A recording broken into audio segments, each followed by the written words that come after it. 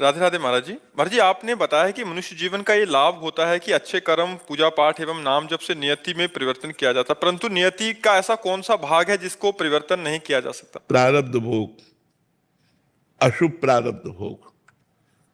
जैसे हमारी kidney fail है, इससे परिवर्तन नहीं किया जा सकता। जो अशुभ प्रारब्ध बन चुका है कि अब तुमको ये भोगना है, वो भोगना पड़ेगा। अवश्य में भोक्तव्यम कृतम कर्म शुभाशुभम। शुभ और अशुभ कर्म जो प्रारब्ध बन गए, उन्हें भोगना पड़ेगा। इसीलिए बहुत चतुरता पूर्वक जो पाप कर्म बन जाए उसे फटाफट नष्ट कर दो। पाठ के द्वारा, अनुष्ठान के द्वारा, किसी भी प्रयास से, विद्वानों से सलाह लेकर कि हमसे पाप बन गया, उसको नष्ट कर दो, प्रारब्ध ना बनने पावे।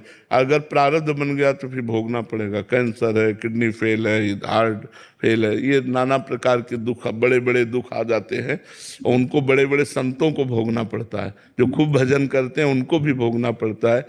इसलिए प्रारब्ध जब तक नहीं बनता तब तक तो नष्ट हो सकता है, और जहाँ वो प्रारब्ध बन गया फिर उसे भोगना पड़ता है। इसलिए ये प्रारब्ध नहीं मिटाया जा सकता। अतीत जी, लंदन से। सिद्धि है। अभी मैं अपने साधुकों से कह रहे थे कि सब कुछ हो जाता है, बाबा जी बन जाता है सब, लेकिन वो संसार से अपेक्षा नहीं छोड़ पाता। और संत का स्वरूप है निरपेक्षम मुनिम शांतम निर्वैरम सम दर्शनम। भगवान कह रहे हैं कैसे संत के पीछे पीछे भगवान डुलते? निरपेक्षम, किसी की अपेक्षा नहीं।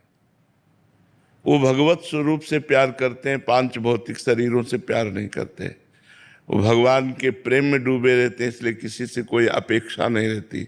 वो निरपेक्ष रहते हैं। निरपेक्ष माने किसी की अपेक्षा न रखना। और जो किसी की अपेक्षा नहीं रखते वही सबसे प्यार कर सकते हैं, और जो किसी से अपेक्षा रखते हैं वो प्यार ही नहीं कर सकते। अपेक्षा रखना स्वार्थी की पूर्ति प्यार कहा।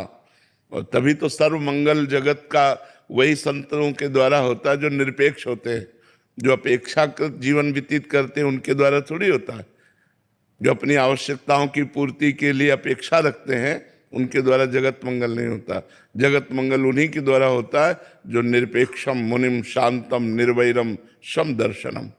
निरपेक्ष है, मननशील है, शांत है, निर्वैर है, समदर्शी हैं। ऐसे संतों के द्वारा जगत का मंगल होता है। ऐसे संत भगवान के प्रिय पार्षद होते हैं। ऐसे संत ब्रह्मबोध महापुरुष होते हैं। तो संतों की साधना ही चलती निरपेक्षता से। तो जब सिद्ध होते हैं तो निरपेक्ष होते हैं, वो किसी की अपेक्षा नहीं रखते। क्योंकि जितनी अपेक्षाएं